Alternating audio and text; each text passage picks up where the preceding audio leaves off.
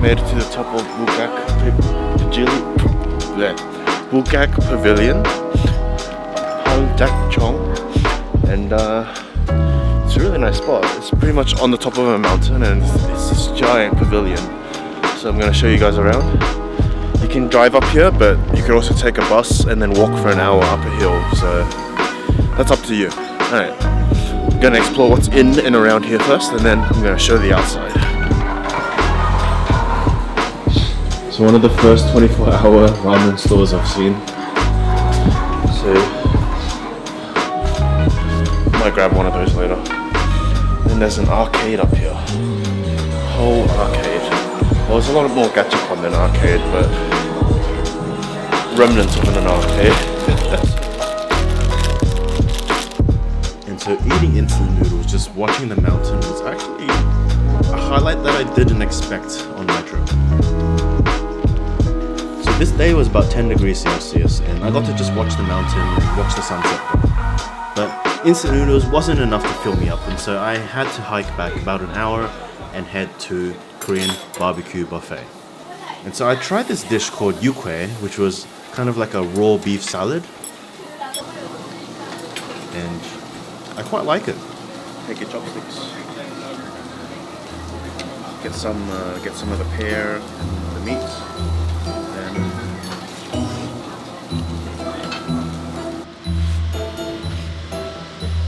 But as you can guess from the music, this is all for the Potterheads. And so throughout Korea, there's a lot of different themed cafes, and this one is specifically for Harry Potter fans. One of the things I really liked about this place was the amount of effort they went into decorating everything. Like the giant wall of wands that you see when you just enter the building, to all the different bits and bobs you see decorated on each level. Like there's just so much detail on like every little corner.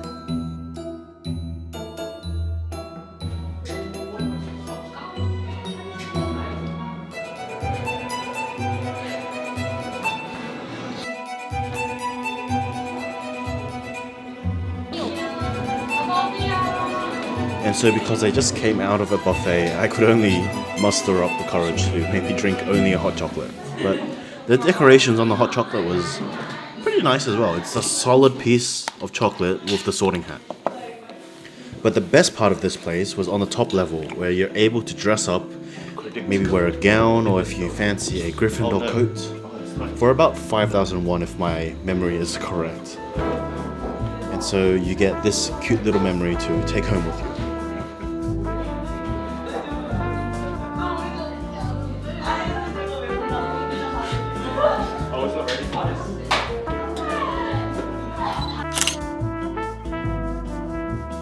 Oh, and for you adults that love drinking, there's a bar downstairs that's open up at night.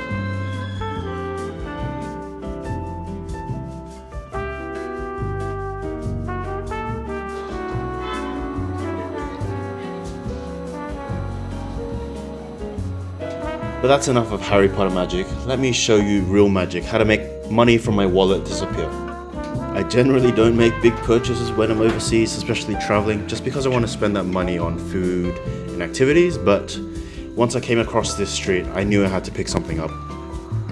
FD or vintage lens recording movie like this type or Sony type to connect other people. Now it's very popular.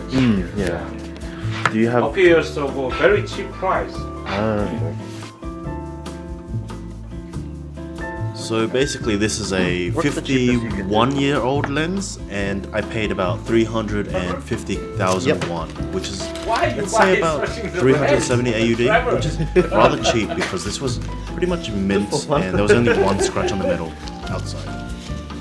You can find ones that are similarly priced, I would say, on eBay, but you pay shipping from Japan. But there definitely will be a video about this lens coming soon on this channel, so make sure you subscribe so you get to see it when it comes out. But genuinely, this is one of my favorite lenses. There's just so much characteristic in the lighting and the halation and everything, so that brings us to our next location, which is kind of like a hidden gem, but not really, Insadong Street. But make sure to come here on a Saturday or Sunday because they close off the street and it just becomes this giant cultural venue. booths and stores everywhere selling food, selling traditional goods, and the whole lot. It's 100% worth the visit. But the highlight of this place, for me at least, was the Color Pool Museum, where I got to be a little kiddie.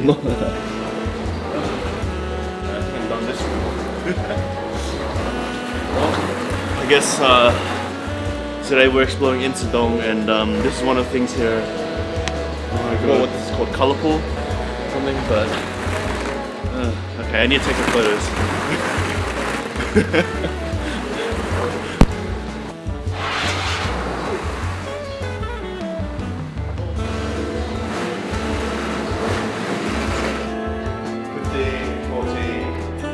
Firecrackers burst.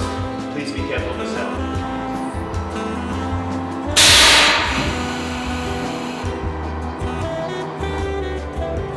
Oh my god, this bed fits.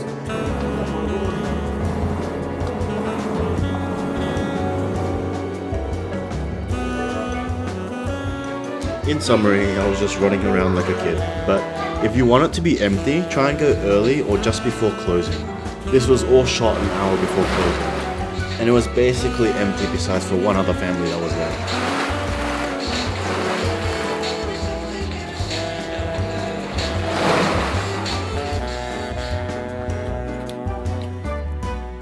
But that basically wraps up the episode, where we start beginning to prepare to go to our next city, which is Daegu. About a 3-hour train away from Seoul, I would say.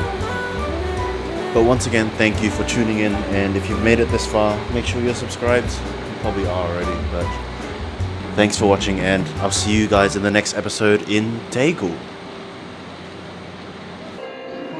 Press the green button and then put a